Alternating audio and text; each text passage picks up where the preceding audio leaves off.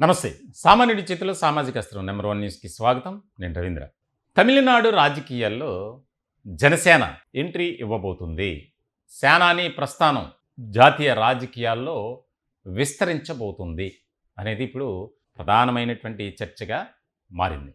చాలా కీలకమైనటువంటి అంశం ఇది. ఆంధ్రప్రదేశ్‌లో ఒక చరిత్ర సృష్టించినటువంటి పార్టీ, ఆ పార్టీ అధినేతగా పవన్ కళ్యాణ్ ఒక రికార్డ్‌ని క్రియేట్ చేశారు. 2019 నుంచి 2024 వరకు ఆంధ్రప్రదేశ్ రాష్ట్రంలో చోటు చేసుకున్నటువంటి పరిణామాలు కానీ, పాలనాపరమైనటువంటి అంశాలు కానీ, ఈ అన్నీ కూడా ఆ పార్టీకి అంటే ప్రధానంగా జనసేనకు కానీ, తెలుగుదేశం పార్టీకి కానీ, భారతీయ జనతా పార్టీ ఈ 3 పార్టీల పేరు ఎందుకు ప్రస్తావించానంటే ఇప్పుడు కూటమిలో భాగస్వాములు కాబట్టి ఆ పార్టీకి కలిసి వచ్చినటువంటి అంశం. ఎందుకనంటే వైఎస్ఆర్సీపీ నేతలు, పాలకులు అవలంబించినటువంటి విధానాలు కానీ, స్కీముల్లో స్కాములు కానీ, వారి సొంత మనుగడ కోసం, వారి యొక్క అభివృద్ధి కోసమే ప్రభుత్వంకు సంబంధించినటువంటి కార్యక్రమాలను కానీ, సంక్షేమ పథకాలను కానీ మలుచుకున్నారు.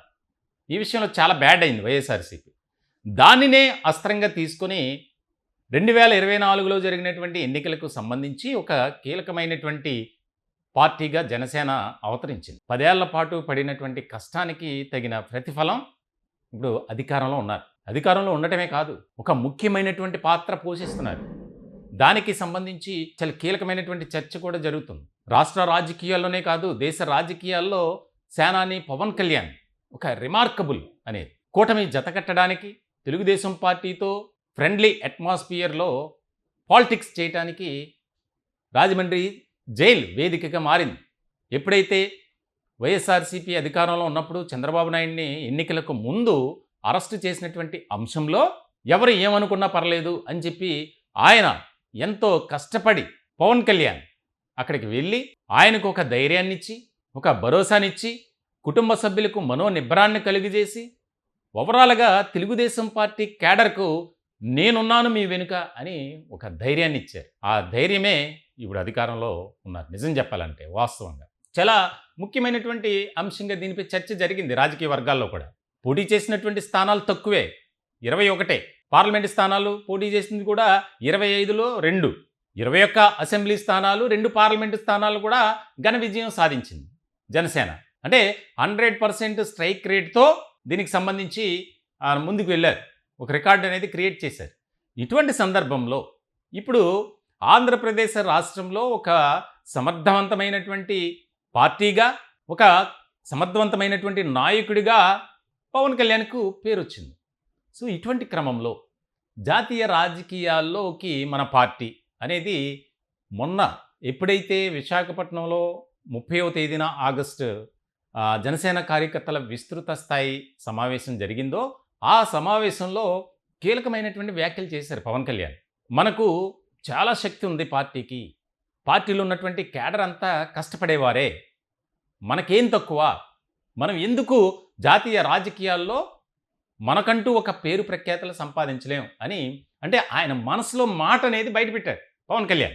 ఇది చాలా కీలకమైనటువంటి చిన్న మాట కాదు అది.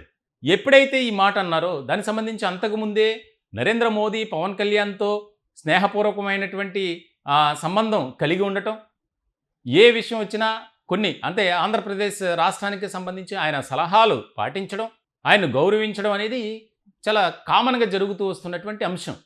సో ఇటువంటి క్రమంలో త్వరలో తమిళనాడులో ఎన్నికలు జరగబోతున్నాయి. ఆ తమిళనాడులో గతంలో అంటే Bharatiya Janata Party National Democratic Alliance ఎన్డీఏకు అంతంత మాత్రమే. సో ఇటువంటి సందర్భంలో ఆంధ్రప్రదేశ్ రాష్ట్రానికి ఆనుకుని ఉన్నటువంటి ఆ యొక్క ప్రాంతాలు ఏదైతే ఉన్నాయో ఆ ప్రాంతాలకు సంబంధించి మనం ఎలా అయినా పోటీ చేయాలి అని జనసేన భావిస్తున్నట్లు తెలుస్తుంది. అదే జరిగితే తమిళనాడు రాజకీయాల్లో చాలా కీలకమైనటువంటి పరిణామాలు చోటు చేసుకుంటాయి. ఇప్పటికే తమిళనాడులో హీరో విజయ్ టీవీకే పార్టీ ద్వారా ఆయన మరింతగా ప్రజలకు చేరువవుతున్నారు. డిఎంకే కానీ, ఏఐడిఎంకే కానీ ఈ 2 పార్టీల మధ్య ఉన్నటువంటి పోటీ అంటే ఒక వార్ అనేది ఇప్పుడు ప్రత్యామ్నాయంగా మరికొన్ని పార్టీలు యాడ్ ఆన్ అవుతున్నాయి. అందులో విజయ్ సంబంధించినటువంటి పార్టీ ఒకటి. సో ఇటువంటి సందర్భంలో త్వరలో జరగబోయే ఎన్నికలకు సంబంధించి చాలా కీలకమైనటువంటి పరిణామాలు ఉంటాయి. 2 పార్టీల మధ్య జరిగే పోటీ ఒక రకంగా ఉంటుంది. 3 పార్టీల మధ్య త్రిముఖ పోటీ ఉంటుంది. అలాగే 4, 5 పార్టీలు ప్రధానంగా ఉన్నటువంటి వాటిలో పోటీ అయితే చాలా కీలకంగా మారుతుంది అక్కడ ఎన్నికలు. సో ఇటువంటి సందర్భంలో ఖచ్చితంగా ఎన్డీఏలో భాగస్వామి జనసేన. ఆయన సపోర్ట్ తీసుకొని తమిళనాడులో జనసేనకు కొన్ని స్థానాలు అప్పగించడం. ఎక్కడైతే ముఖ్యంగా ఒక రాజకీయ నాయకుడిగా కాకుండా, ఇక్కడ ఒక విషయం మనం గుర్తు చేసుకోవాలి. కేవలం రాజకీయ నాయకుడు కాకుండా పాన్ ఇండియా స్టార్గా తెలుగు సినీ పరిశ్రమలో తనకంటూ ఒక ప్రాధాన్యత సంపాదించుకున్నటువంటి ఒక హీరోగా, మాస్ లీడర్గా, నాయకుడిగా పవన్ కళ్యాణ్కు ఒక మంచి గుర్తింపు ఉంది. ఆ గుర్తింపును మనం ఓన్ చేసుకోవాలి అని భావిస్తుంది భారతీయ జనతా పార్టీ. ఏదైతే ఆంధ్రప్రదేశ్ ఎన్నికలను కూడా ఇక్కడ ఒకసారి మనం పరిశీలించుకోవాలి. భారతీయ జనతా పార్టీ పోటీ చేసినటువంటి 10 స్థానాల్లో 8 స్థానాలు విజయం సాధించింది. అదే ఒంటరిగా భారతీయ జనతా పార్టీ పోటీ చేస్తే కనీసం ఒక్క సీటైనా గెలిచేదా అనేది ఇక్కడ క్వశ్చన్ మార్క్. రాజకీయ వర్గాల్లో చర్చ జరిగింది.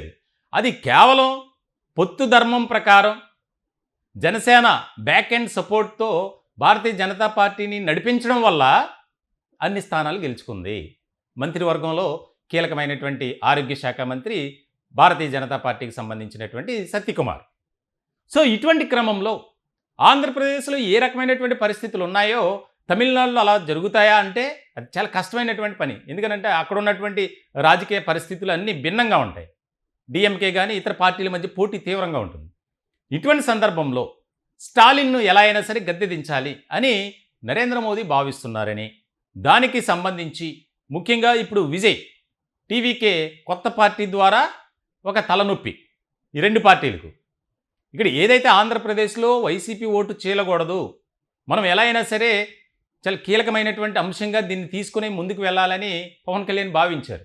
అదే రకమైనటువంటి విధానంతో ముఖ్యంగా ఎన్డీఏ నేషనల్ డెమోక్రటిక్ అలయన్స్తో మనం సపోర్ట్ చేస్తూ నడుస్తూ అట్ ద సేమ్ టైం జనసేనకు కనీసం ఒక 6-7 సీట్లలో మనకు అవకాశం ఇస్తే పోటీ చేయాలి, అది కూడా తెలుగు ప్రజలు ఉండేటువంటి ప్రాంతాల్లో అని ఒక ఆలోచన చేస్తున్నారట. దీనికి సంబంధించి చాలా ముఖ్యమైనటువంటి పరిణామంగా మారింది. గత ఎన్నికలు మనం ఒకసారి పరిశీలిస్తే 234 స్థానాలకు సంబంధించి secular progressive alliance DMK 134, Congress 17.